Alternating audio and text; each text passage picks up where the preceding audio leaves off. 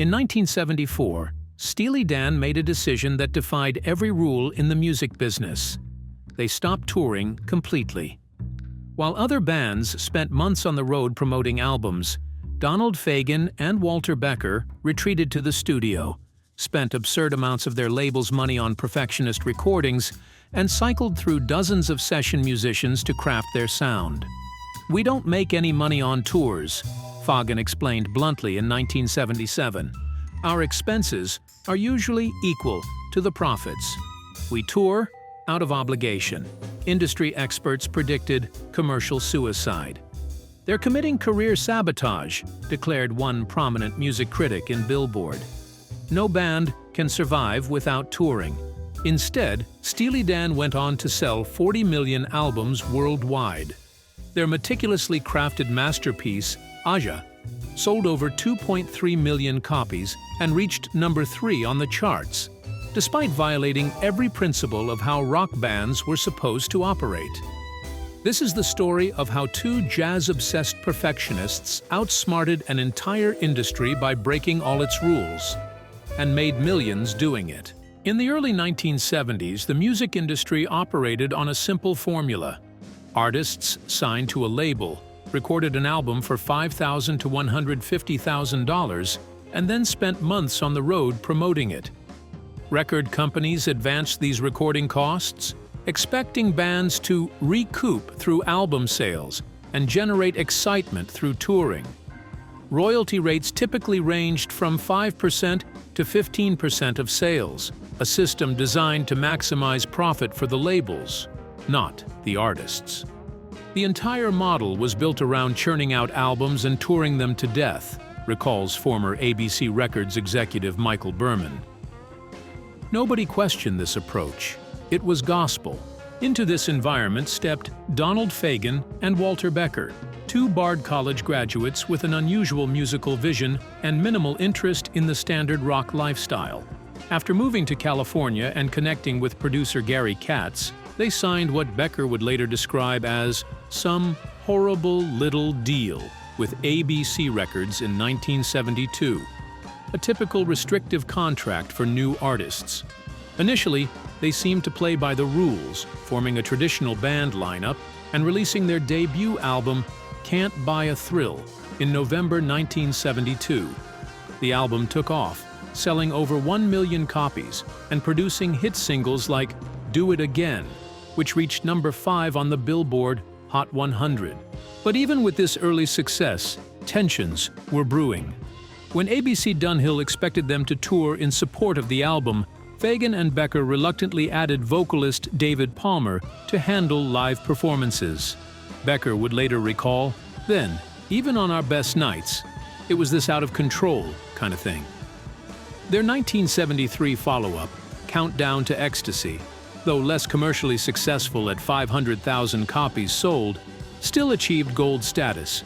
By 1974, their third album, Pretzel Logic, had climbed to number 8 on the charts and would eventually sell over 1 million copies. On the surface, Steely Dan appeared to be following the standard industry playbook. But behind the scenes, Fagan and Becker were growing increasingly dissatisfied with the traditional band format and the limitations of touring. You could see it in their demeanor backstage, remembers Jeff "Skunk" Baxter, guitarist with the band during those early years. Donald and Walter were becoming more and more frustrated with live performance. They wanted something that live music couldn't give them: absolute control. The turning point came on July 5, 1974. After performing their final show at the Santa Monica Civic Auditorium, Fagan and Becker made an announcement that stunned the industry and their fans. Steely Dan would no longer tour. In an era when live performances were considered essential for promotional purposes and significant revenue, this decision seemed like career suicide. But it was only the first step in Steely Dan's radical reimagining of what a rock band could be. When Steely Dan announced they would no longer tour after July 1974, industry insiders were baffled. In the standard music business model of the time, touring wasn't just for promotion. It was an expected part of an artist's obligations to their label. Record companies advanced money for albums with the understanding that artists would support releases with live performances. "We don't write when we are on the road," Fagan explained at the time. "We have a lot of things to do and say, and touring detracts from that. We try to communicate as best we can, the most coherent, articulate statements that we can make." The industry response was swift and critical. "It's commercial suicide," proclaimed Rolling Stone magazine. "They're abandoning their fans and their obligations." Radio programmers questioned whether they should continue supporting a band that wouldn't promote their music live. But Fagan and Becker were playing a different game entirely. They had identified a fundamental flaw in the industry's logic. If you could create recordings that were extraordinary enough, fans would buy them regardless of whether they saw you perform live. Their first post-touring album, Katie Lied, 1975, demonstrated this strategy in action. Instead of working with a fixed band lineup, Fagan and Becker began using top session musicians, including jazz players whose technical proficiency far exceeded that of most rock musicians. This approach was expensive and time-consuming, but it allowed them to achieve the precise sound they envisioned. They were uncompromising in the studio, recalls studio engineer Roger Nichols. If something wasn't exactly right, they'd scrap it and start over, regardless of the cost or how many hours it took. No one else operated that way. The record label executives were skeptical, but couldn't argue with the results. Despite abandoning touring, or perhaps because they channeled all their energy into studio perfection, Katie Lied reached number 13 on the US charts and eventually sold over 1 million copies. Their next album, The Royal Scam, 1976, continued this upward trajectory, also achieving platinum status with over 1 million copies sold. This success came at a time when artists typically received only 5 to 15% of album sales revenue. For most bands, these royalty rates made touring essential for financial survival. But Steely Dan had effectively doubled down on album sales as their primary revenue source, betting that exceptional recordings would generate enough sales to compensate for lost touring income. What Fagan and Becker understood, notes music industry analyst Simon Napier Bell, was that a great recording lasts forever, while tours are transient. They were investing in longevity while everyone else was chasing the quick dollar. The music industry had operated for decades on the assumption that artists needed to connect with fans through live performances to maintain sales. Steely Dan was proving this assumption wrong. By 1977, they were ready to push their studio-only strategy even further with their most ambitious project yet. In 1977, Steely Dan released Aja, an album that would become the ultimate testament to their perfectionist approach. While typical recording budgets of the era might allow for a few weeks in the studio, Fagan and Becker spent months crafting Aja, bringing in elite session musicians from both the rock and jazz worlds. Their meticulous approach extended to every aspect of recording. They would often ask musicians to record upwards of 40 takes for a single track, selecting only the best moments. Session drummer Bernard Purdie recalls, "They'd say, 'That's great, but let's try one more.' Then after the 30th take, you realized one more meant until it was absolutely perfect." This level of perfectionism was unprecedented in rock music and more reminiscent of classical recording techniques. For reference, Van Dyke Park's album Song Cycle had cost $40,000 to produce in 1967, about $300,000 in today's dollars, and was considered extremely expensive at the time. Steely Dan was spending far more. ABC Records executives grew increasingly nervous. The label would call every week asking when they were going to be done, remembers studio manager Sharon Dyer. The budget kept expanding, and no one could give them a firm completion date. Yet, Aja defied industry logic once again. It became their best-selling album, reaching number 3 on the US charts and eventually selling over 2.3 million copies. Critics praised its sophistication and immaculate production, while fans embraced its unique blend of rock and jazz. The album even won a Grammy for Best Engineered Recording, validating their studio-focused approach. Not everyone was impressed with their methods, however. Rock critic Lester Bangs famously derided Steely Dan as the perfect anti-rock band, whose music was completely removed from rock and roll tradition. Punk rockers emerging at the time saw Steely Dan as everything wrong with the industry: overproduced, expensive, and disconnected from raw emotion. Emboldened by Aja's success and undeterred by critics, Steely Dan pushed their perfectionism to even greater extremes with 1980's Gaucho. The recording process became legendary for its excess.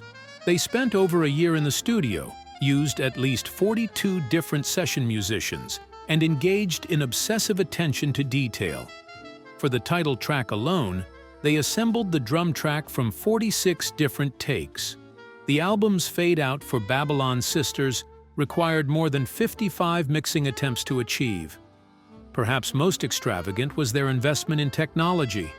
Fagan and Becker paid engineer Roger Nichols $150,000 to create a custom drum machine called Wendell for the album, an enormous sum equivalent to the entire recording budget for most bands at the time. Some industry sources claim the total cost of recording Gaucho reached $750,000 in $1980, an astronomical figure for the era. The ongoing costs created tension with ABC/MCA. There were shouting matches in the executive offices, recalls former ABC marketing director Richard Wald. Half the executives thought Steely Dan was bankrupting the company, while the other half argued they were creating valuable assets. Despite the conflicts, the financial gamble paid off again. Gaucho reached number 9 on the US charts and achieved platinum status, selling over 1 million copies. By this point, Steely Dan had released 5 consecutive platinum albums without touring, a feat that contradicted everything the music industry thought it knew about how to succeed. While Steely Dan was rewriting the rules for artistic control, they weren't immune to corporate machinations. In March 1979, as they were recording Gaucho, MCA Records bought ABC. This corporate shuffle created a significant challenge for Fagan and Becker, who had reportedly planned to leave ABC for Warner Brothers Records. The acquisition sparked a 3-way legal battle between MCA, Warner Brothers, and Steely Dan over the rights to release Gaucho. The disputes delayed the album's release for nearly 2 years, an eternity in the fast-moving music business. For most artists, such a gap between releases would have been career-threatening, as they risked losing momentum and relevance. It was one of the nastiest contract disputes I've ever seen, remembers entertainment lawyer Peter Paterno, who observed the case. MCA was determined not to let a valuable asset walk. Warner wanted the prestige of adding Steely Dan to their roster, and Fagan and Becker just wanted control of their work. The conflict was finally resolved when Steely Dan reluctantly remained with MCA, but not before securing important concessions. According to industry insiders, they negotiated guaranteed studio budgets, approval over marketing, and higher royalty rates, terms almost unheard of for artists at that time. Steely Dan had cultivated an audience that valued quality over quantity. Their fans were willing to wait for new material, confident it would meet the band's exacting standards. This patient fan base was itself a product of Steely Dan's strategy. By positioning themselves as meticulous craftsmen rather than prolific hitmakers, they created different expectations. They transformed their audience into connoisseurs rather than consumers, observes music historian Simon Reynolds. Most bands trained fans to expect new product every year. Steely Dan trained their audience to expect perfection, however long it took. The label dispute highlighted another way Steely Dan had quietly outmaneuvered the industry. In an era when artists were often at the mercy of their labels, Fagan and Becker had somehow negotiated arrangements that gave them unusual leverage. They were described as excellent businessmen who recognized early on that a band is just another form of a company, and needed to be run as such. On Halloween 1972, they had executed a buy-sell agreement, splitting ownership of Steely Dan 50-50. A shrewd business move that would protect their interests for decades. The commercial success of their albums gave them tremendous negotiating power. When the record company proposed charging an extra $1 for Gaucho compared to other new studio albums, the band successfully opposed this move, demonstrating their understanding that long-term fan relationships were more valuable than short-term profit grabs.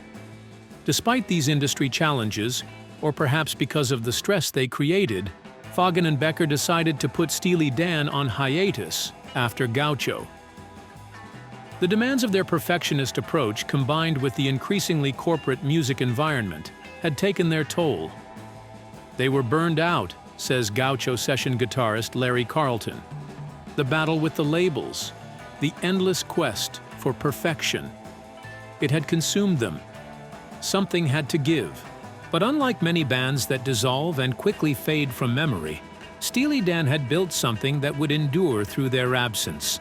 Their meticulously crafted recordings would continue generating revenue for years to come. While most industry insiders saw their hiatus as the end, it was actually just an intermission. When Steely Dan went on hiatus in 1981, they left behind 7 studio albums of exceptional quality. In an industry focused on constant output and visibility, such a prolonged absence would typically spell commercial death. The conventional wisdom held that bands needed to continuously release new material and tour to maintain their relevance and revenue. Most acts are forgotten within 5 years of disappearing, notes former Billboard chart director Michael Ellis. The shelf life of a dormant band is incredibly short. Executives were writing Steely Dan off by 1983, but Steely Dan's strategy had never been conventional, and their hiatus revealed perhaps their most brilliant insight. Meticulously crafted music has exceptional longevity. While trendy productions quickly sound dated, Steely Dan's perfectionist approach created recordings that remained sonically impressive years later. During their 12-year absence, their catalog continued to sell steadily. The industry underwent dramatic changes in this period, with the introduction of CDs creating a boom as fans replaced their vinyl collections. Steely Dan's audiophile quality recordings were perfectly positioned to benefit from this format shift. Their intricate arrangements and pristine sound made them showcase material for the CD's improved audio capabilities. When CDs arrived, certain albums became demonstration discs for the new technology, explains audio engineer Bob Ludwig. Aja was at the top of that list. Hi-fi stores would use it to sell expensive systems. That kind of lasting sonic quality can't be rushed or faked. The financial implications were significant.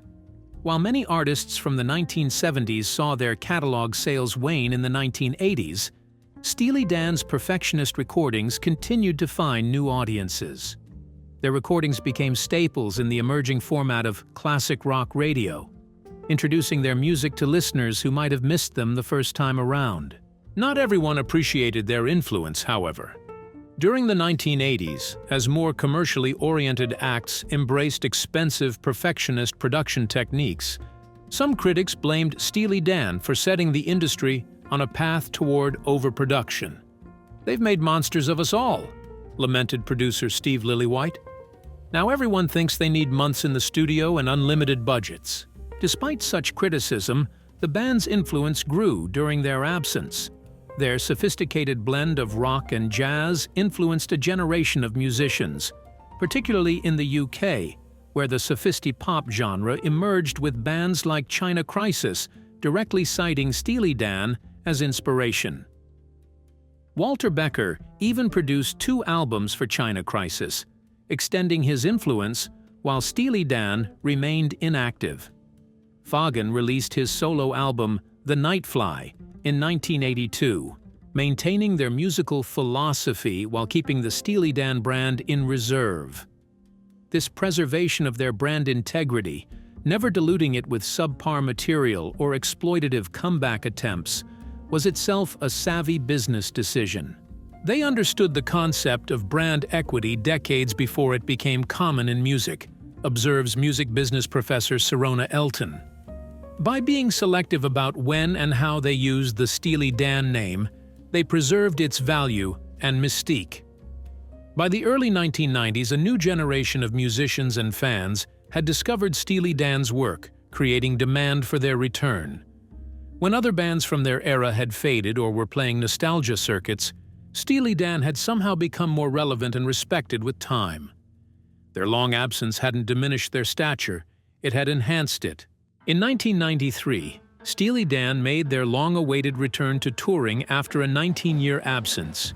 This wasn't a desperate attempt to revive fading careers. It was a calculated move into a market primed for their return.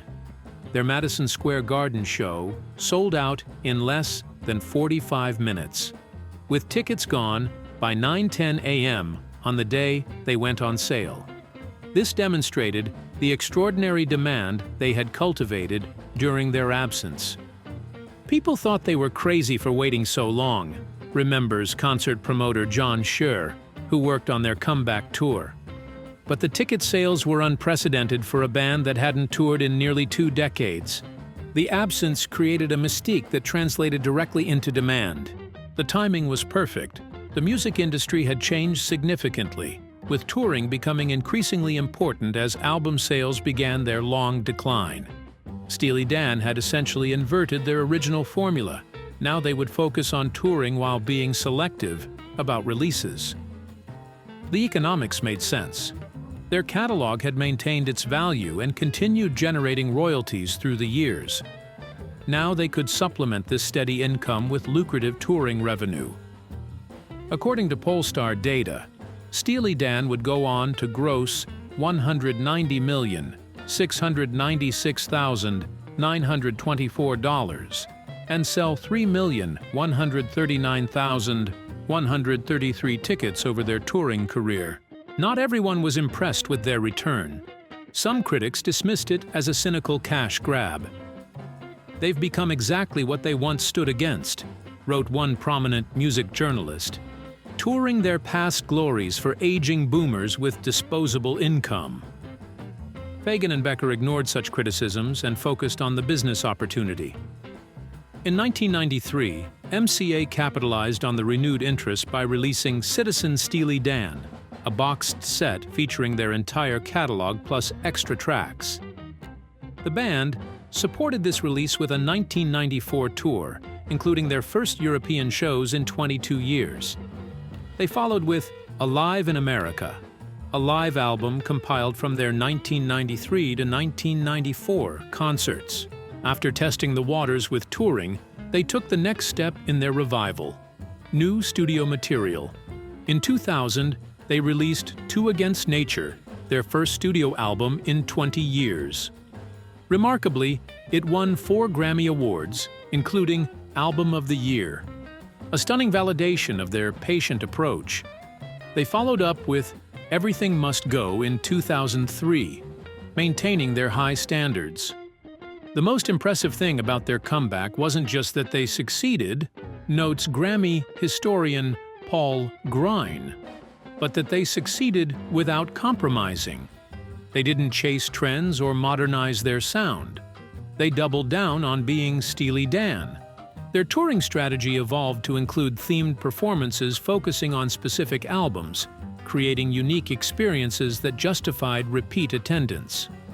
Instead of exhausting their market with frequent tours, they created anticipation and exclusivity through carefully timed appearances.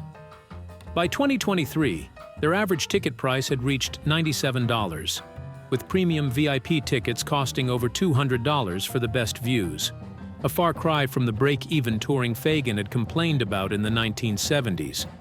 They pioneered what we now call event touring, explains concert industry analyst Dave Brooks. Instead of grinding it out on the road all year, they created special, high-value experiences that commanded premium prices. The revival period demonstrated Steely Dan's remarkable ability to adapt to changing industry economics.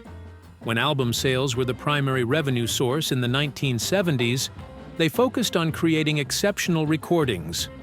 When touring became more lucrative in the 1990s and 2000s, they leveraged their catalog and reputation to build a successful live business. By 2001, their status as industry outsiders who had beaten the system was officially recognized with their induction into the Rock and Roll Hall of Fame. Even after Walter Becker's death in 2017, the enduring value of their catalog and brand allowed Donald Fagan to continue touring successfully under the Steely Dan name.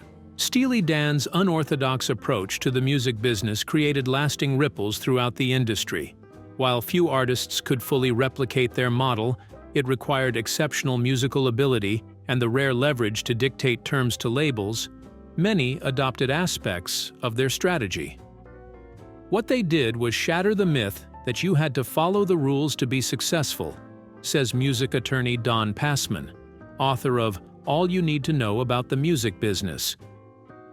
After Steely Dan, artists started questioning everything about the standard business model. Their meticulous production techniques elevated studio standards across the industry. Artists from Michael Jackson to Radiohead would later adopt similar perfectionist approaches, treating the recording studio as an instrument rather than merely a documentation tool. The $150,000 they spent on a single drum machine in 1980 would seem less extravagant decades later, as production budgets expanded for top artists. Their emphasis on using top session musicians rather than a fixed band lineup influenced how many artists approached recording. This model, a core creative team supported by skilled hired players, became increasingly common in later decades, particularly as digital technology made it easier to assemble performances from multiple sources. Steely Dan anticipated the project-based nature of modern music production, observes producer Rick Rubin. They understood that the band could be a concept rather than a fixed group of people. Their decision to prioritize album craft over touring presaged later industry developments. As digital distribution eroded album sales in the 2000s, many artists found that creating fewer, higher-quality releases supported by targeted touring was more sustainable than the constant album tour cycle of earlier eras. Not everyone sees their influence as positive, however. Critics argue that their approach contributed to the corporatization of rock music, replacing authentic expression with technical precision. They turned rock into a commodity, argues rock historian Dave Marsh. Something to be perfected rather than felt. Despite such criticisms, Steely Dan demonstrated that artistic integrity and commercial success weren't mutually exclusive. By refusing to compromise their vision, they created work with exceptional longevity and enduring commercial appeal. Their catalog continued generating revenue decades after release, proving that quality can be a sound business strategy. All 7 of their original studio albums achieved at least gold status, with 5 reaching platinum or better. Their unconventional approach also extended to their lyrical content. At a time when most rock lyrics were straightforward or overtly political, Steely Dan's cryptic, literary, and often ironic lyrics created additional depth that rewarded repeated listening. This intellectual approach helped build a dedicated fan base willing to engage deeply with their work. They treated their audience as intelligent consumers rather than passive fans, notes music critic Ann Powers. That respect for the listener's intelligence built an unusually loyal following. In the streaming era, Steely Dan's strategy has proven prescient. Their focus on creating exceptional recordings rather than disposable hits has positioned their catalog for continued relevance. While many of their contemporaries saw their work diminish in cultural significance, Steely Dan's music continues finding new audiences drawn to its sophistication and timeless production quality. Steely Dan's career represents one of the most successful examples of artistic defiance in the music industry. By rejecting touring at their commercial peak, embracing costly perfectionism in the studio, And taking a 12-year hiatus when most bands would have continued releasing material, they broke nearly every rule of music business conventional wisdom. The financial logic of their approach seems counterintuitive. Spend more time and money on recordings than your competitors, perform live less frequently, and release new material at your own pace regardless of market demands. Yet this strategy created a catalog of exceptional quality and longevity that continues generating revenue decades later. They wrote the alternative playbook for success in this industry, says former MCA executive Danny Goldberg. Instead of following trends, they forced the market to come to them. Consider the numbers: 40 million albums sold worldwide, 5 consecutive platinum albums without touring, a Grammy-winning comeback after 20 years, $190 million in touring revenue when they finally decided to return to the stage. This success was achieved not by following the industry playbook, but by deliberately rejecting it. Their success reveals a fundamental truth about the music business that many artists and labels still struggle to accept. Quality can be more profitable than quantity in the long run. While the industry often pushes for frequent releases and constant visibility, Steely Dan proved that creating exceptional work, even infrequently, can build a more sustainable career. Perhaps most remarkably, they achieved this without sacrificing their artistic vision. Unlike many acts that achieved commercial success by conforming to industry expectations, Steely Dan forced the industry to adapt to them. They created music on their own terms and found an audience willing to follow them.